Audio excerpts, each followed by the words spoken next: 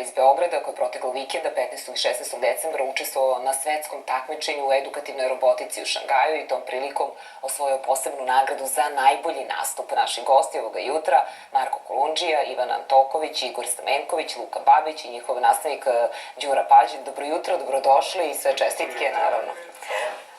Hajde da vidimo kako vam je bilo u Šangaju na takmičenju. Pa, bilo je jako zanimljivo i pored samog takmičenja obišli smo i grada, tako da je to još jedna dodatna stvar koju smo vidjeli. Koliko je bilo takmičenja? Šta ste vi zapravo tamo radili?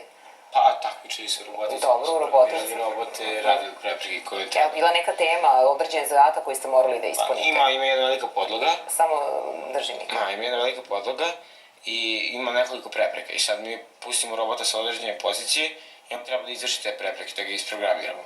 I eto, to mi je bio zadatak. Pa dobro, to deluje nekako sada kako se ispriča vrlo jednostavno, a stvari nije tako, ali tako? Da. Koliko dugo ste se pripremali za ovo takmičenje? Hajde da čujemo evo i tvog drugara. 2 meseca, tako nešto, mislim. Ali mi smo se pripremali i prošle godine. Da, prošle godine, ali nismo imali posebne Daj samo Marko mikrofon. Naše pripreme zapravo traju već 2 godine. Mi smo se spremali za svetsko takmičenje. To je naš ultimativni cilj bio. I verujte mi, mnogo smo radili. Provodili smo sate i sate.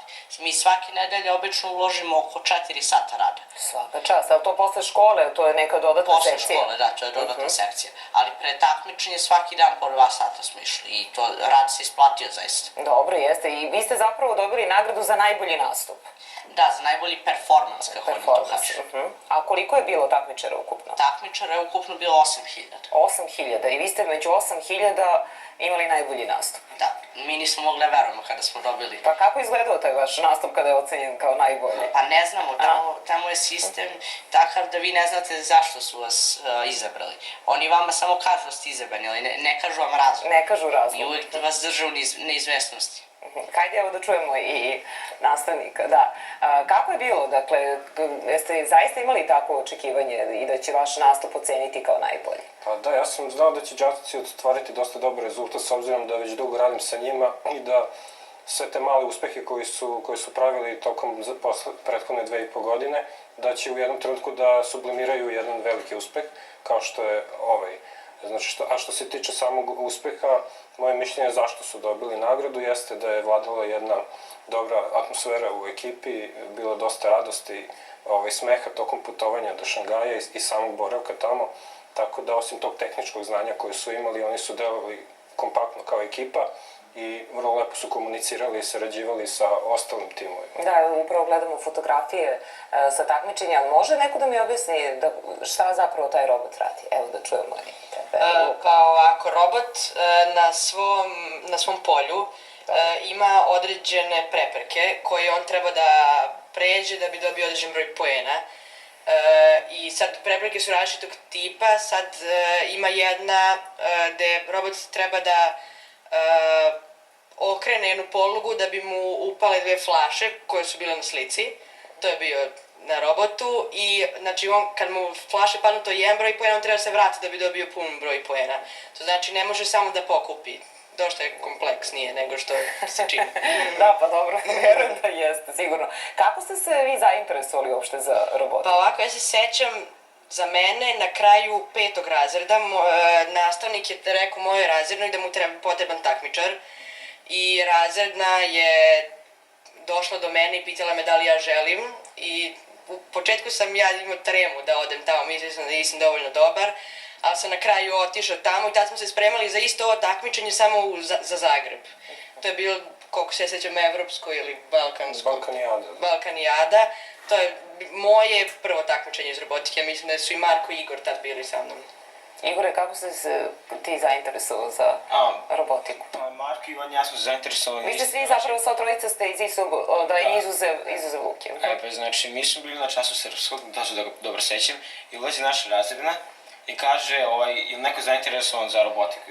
Ne znam sad baš kojim rečima je rekla, ali sa ovim slučaju mi smo se naravno prvi javili i posle škole smo otišli tamo na časove i mi smo sad imali veliku konkurenciju u škole, da ćemo biti u timu, ovo, ono, a što mislim, bili smo jedini tamo, što nas je najviše iznenadilo i onda smo, eto, mislim, nismo očekivali ništa pretjerano sad da ćemo dostići, ali eto, stigli smo do Šangaja posle 2,5 godine. Da, pre toga, dakle, bilo je to takmičenje u Zagrebu, a bilo je još neko takmičenje na koje je išlo. Da, ovi dečaci deluju na 3 fronta, znači taj Ver Abilix, takozvani, 2017. prvo takmičenje u Zagrebu, oni su učestvovali na Lego robotici, isto jedno takmičenje koje organizuje EduLab i učestvovali su već 2 puta na tom takmičenju koje je bilo na državnom nivou, imali su i tu lepe rezultate i učestvuju u organizaciji fondacije B92 na takmičenju sa Embot robotima, a drugi aspekt je ovo Ver takmičenje, Ver Srbija, u kome koriste Abilix, takozvane robote. A koliko učenika ima u toj sekciji? Kako je zainteresovanost? Ima 10 učenika koji su redovni i ostali koji su povremeni u skladu sa svojim obavezama dolaze po svojoj sopstvenoj proceni, ali ovi učenici koji su tu, oni su zaista bili redovni. Evo, Marko je samo jedan čas u prethodne 2,5 godine propustio i to ima opravdan razlog, morao je kod zubara da ide. Da, i ovo je drugi put da Srbija ima predstavnike u Kini, je li tako? Tako je, da. Sa nama je u Kinu išla i ekipa Politehnike, ovom prilikom ih pozdravljam, mentor Jelena Stojanović, Mašina, Nikolu i Mihajla i njihovog mentora takođe Jovana Miletića. Vi ste sa 7. razred. Znate možda čime bi voljeli da se bavite? Evo, po redu svako nek mi kaže, Igor. Pa, pre svega, mislim, ja pored ovoga imam talente kao što su košarka i klavir, ali trenutno imam prvo mesto robotika, a ako to ne uspe, eto, klavir ili košarka sad. Klavir ili košarka, na drugom dobro. mestu. Pa, programiranje uglavnom. Programiranje. Ja sam već sebi zacrtao da želim da se bavim arhitekturom. Nema veze s ovim, ali ovo mi je zanimljivo, pa... Neka, pa dobro. Korisno je. Korisno, da, u svakom slučaju jeste. Definitivno bih želeo da ostanem u IT sektoru, ali sad šta bih tačno uzeo, to je druga stvar, jer u IT sektoru mogućnosti su velike. Dobro, jeste. Pametni, da, zaista. Deluju pitom, ali su izuzetno uporni. A, Čeka da, nešto treba dobro, da pa to urade, upornost. kao osice.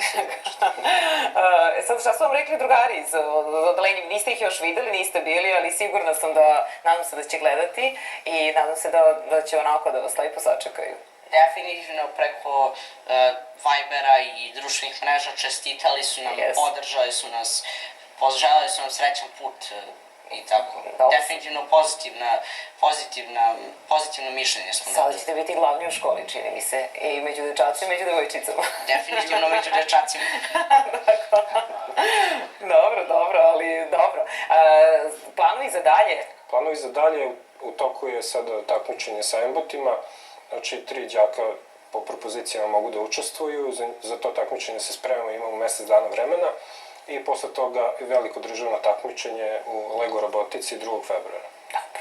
Ja vam želim puno sreće u daljem radu, naravno i sa, na sledećim takmičenjima, ukoliko osvojite, naravno nešto. Da, ja bih samo rekao da su naš put u Šangaju omogućili sponzori Microsoft, Mozart, SGS i VAK. Dobro. Kao i fondacija BDD. Hvala još jednom na gostovanje i puno sreće. Hvala.